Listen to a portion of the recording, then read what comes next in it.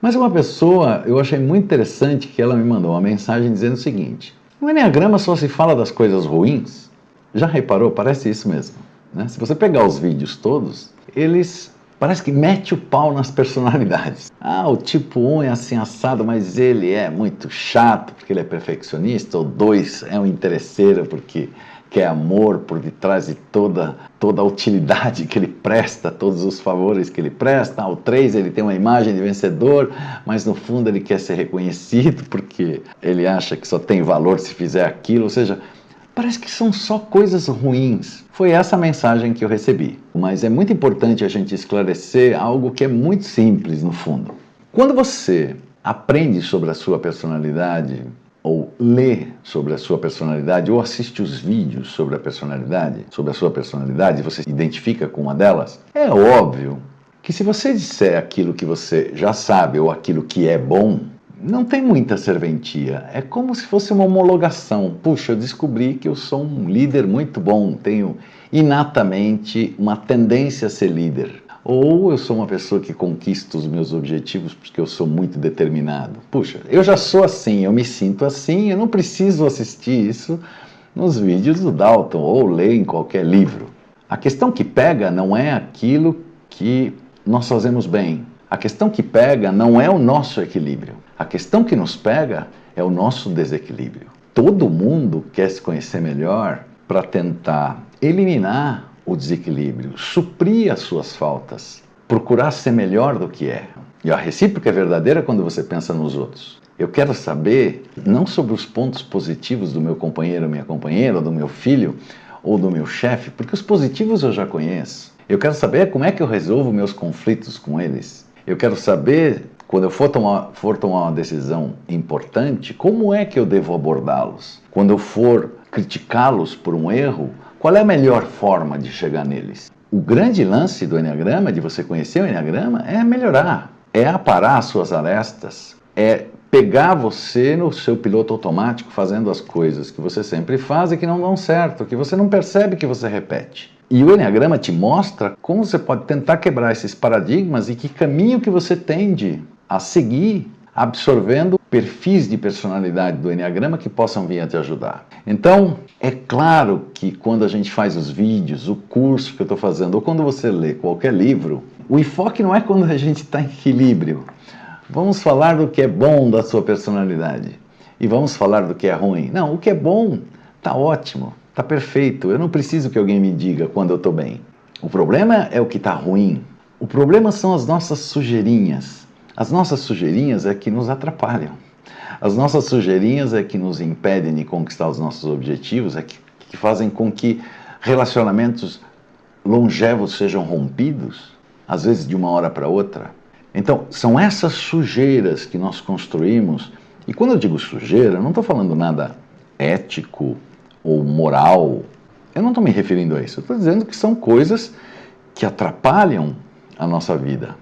Porque nós desenvolvemos isso lá na nossa infância, repetimos ao longo de uma vida inteira, e se lá na nossa infância nos ajudou, hoje não ajuda mais, está nos atrapalhando. Inclusive a moça, quando me mandou a mensagem, ela se referia ao tipo 8. É pertinente a pergunta dela, por que só se fala das coisas ruins? Então, por exemplo, eu vou falar uma coisa boa do 8, que era o 8 era o objeto específico dela. Então, os 8, quando eles estão em equilíbrio, que são aqueles chamados líderes e patrões, eles são líderes genuínos, eles são pessoas justas e honestas e que têm carisma, que são capazes de levar uma multidão a reconstruir uma cidade.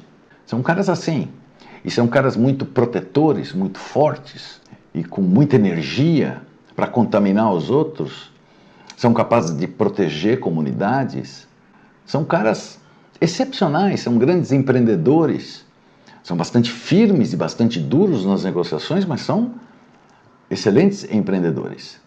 E são caras também que desenvolvem compaixão, e são caras também que conseguem amar as pessoas, lá do seu jeito, mas amam.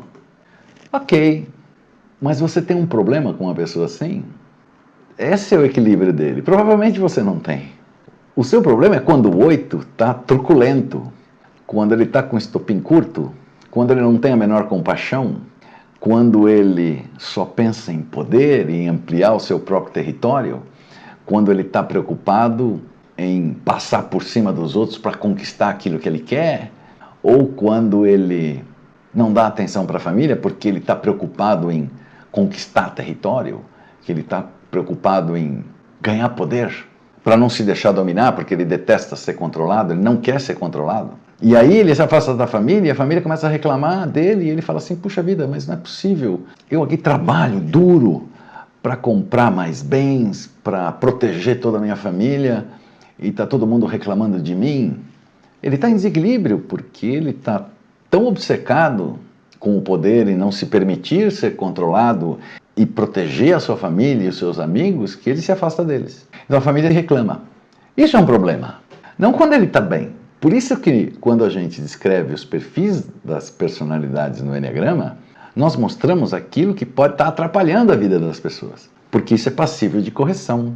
Então é assim que funciona. Quando a gente aborda um tipo de personalidade, uma das 9 do Eneagrama, nós primeiro vemos como é que a gente o enxerga, como é que as pessoas o enxergam.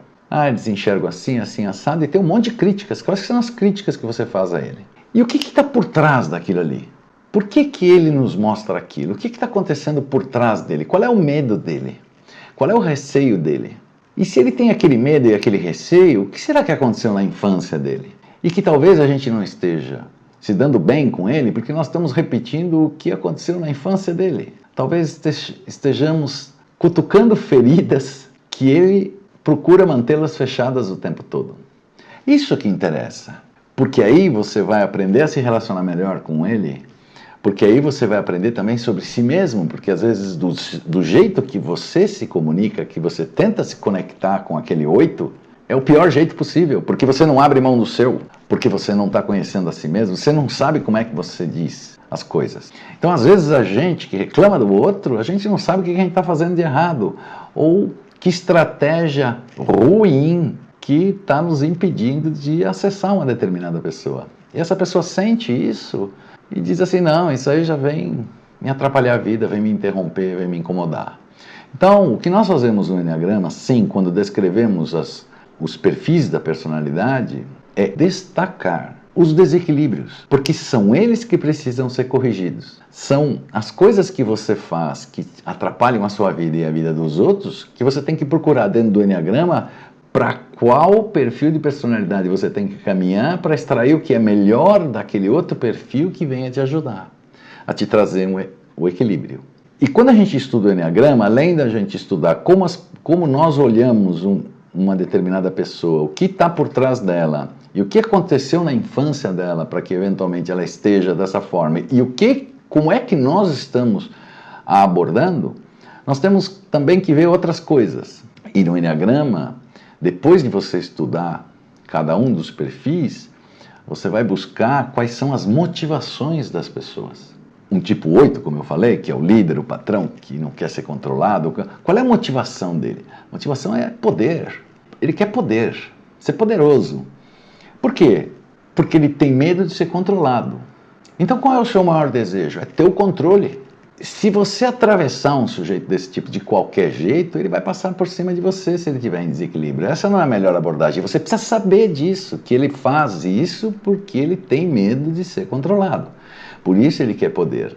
Um tipo 8 não está preocupado com a imagem dele. Aliás, não dá a menor bola para a imagem que os outros fazem dele. O medo dele é ser controlado. Por isso ele quer poder. Ele acha que quanto mais território ele tiver, menos suscetível a invasões próximas a ele estará. E depois disso, como é que você faz uma pessoa entrar em equilíbrio? Ajudá-la a entrar em equilíbrio? Resgatando aquelas virtudes que foram perdidas na construção da nossa personalidade. Quando a gente constrói a nossa personalidade, nós vamos apagando alguns sentimentos muito honestos que nós temos quando criança. Uma criança, ela não está nem aí com a imagem dela, ela está mais preocupada em brincar. Uma criança, quando cai no chão, ela não está preocupada se estão dando risada dela, se ela fez um papel ridículo. Uma criança, quando oferece o seu coração para os pais ou para um amiguinho, ela está oferecendo de verdade, ela não está preocupada se ela vai ser rejeitada. Mas à medida que o tempo vai passando e os nãos que ela vai ouvindo, as trombadas, as punições, os gritos, os desequilíbrios dentro de casa, ela vai criando uma estratégia para se defender do mundo. E aquilo ali vai encobrindo aquela pureza, aquela inocência.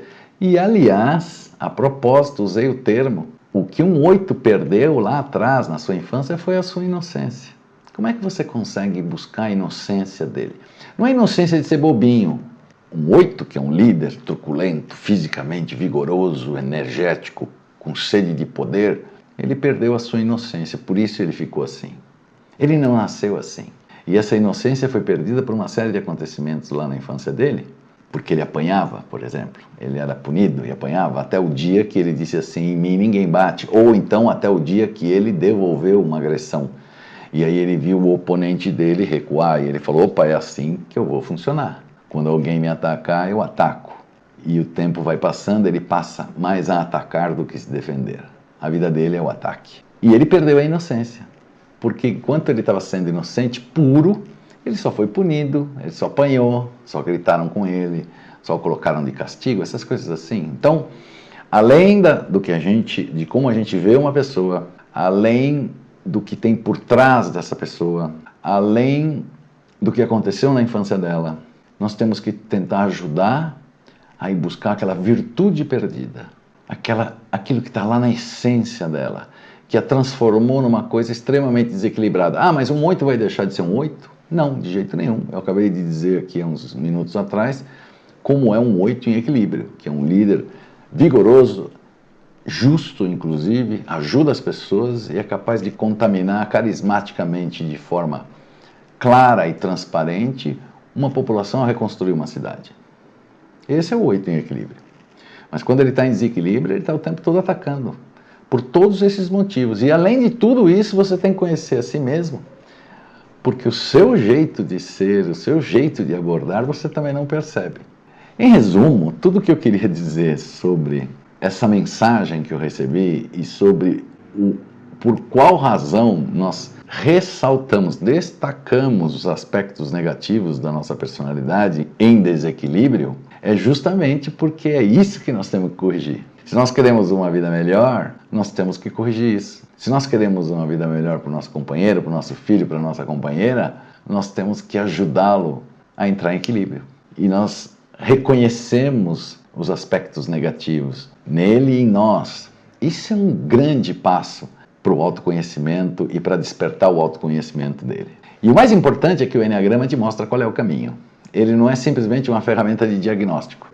O Enneagrama tem esse valor agregado que é fantástico, que te mostra os caminhos para que você possa entrar em equilíbrio e resgatar aquela virtude que você perdeu no passado. No caso do 8, resgatar aquela inocência. Mas aquela inocência não é de ser bobinho, é aquela inocência que vai permitir amar as pessoas, sem medo de ser atacado, de ser transparente nos seus sentimentos, sem deixar de ser um 8, que é o que faltou nos vídeos, né? Eu não disse nada disso, porque o objetivo lá é mostrar o desequilíbrio, para que você possa atuar em cima dele.